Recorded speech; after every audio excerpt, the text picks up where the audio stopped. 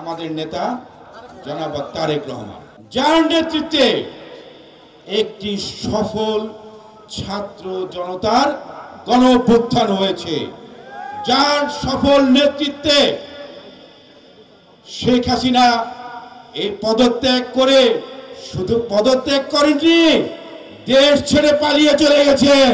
যদি কেউ হাসিনার মতো ফ্যাসিস্ট আচরণ আপনারা করে থাকেন, বিএনপির ছদ্মবেশ ধারণ করে, বিএনপির নাম অলঙ্কিত করে মাফিয়া ফ্যাসিস্ট হাসিনার মতো যদি আপনারা কেউ আচরণ করে থাকেন বা ওই পথ যদি কেউ অনুসরণ করার চেষ্টা করে থাকেন, বেশি দূরে যেতে হবে না।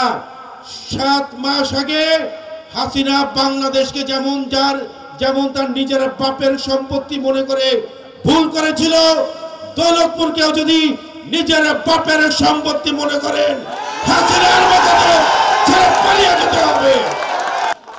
ভিশনের ফুলঝুরি মেগা অফারে ফ্রিজ কিনলেই পাচ্ছেন 16 পিসের আকর্ষণীয় গিফট বক্স একদম ফ্রি।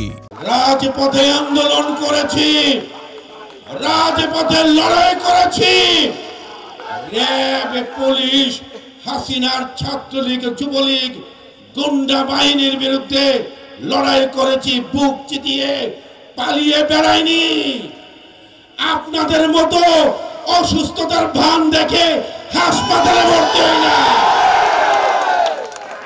আমাদের নেতা কর্মীদেরকে আপনারা আটকান, এই আপনাদের রাজনৈতিক ভিত্তি। রাজনীতি করতে আসলে জনগণের কাতারে আসুন, আসুন জনপ্রিয়তার প্রমাণ দিন।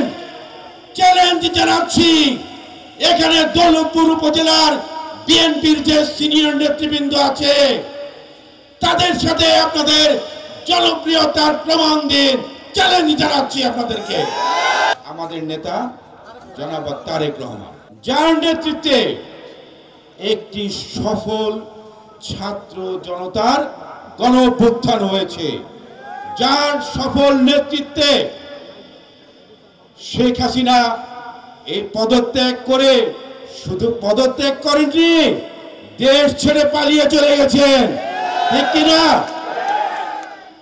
আমরা তো সেই নেতারই কর্মী, তাই কিনা? আমরা 5ই আগস্ট পরে আমাদের নেতা জনাব তারেক রহমান সারা বাংলাদেশে ঘোষণা দিয়েছেন, বিএনপির নাম ভাঙিয়ে, বিএনপির পরিচয় ব্যবহার করে যদি কেউ কোনো অপকর্ম করে থাকে তাহলে সে হচ্ছে দুর্বৃত্ত। সে কি?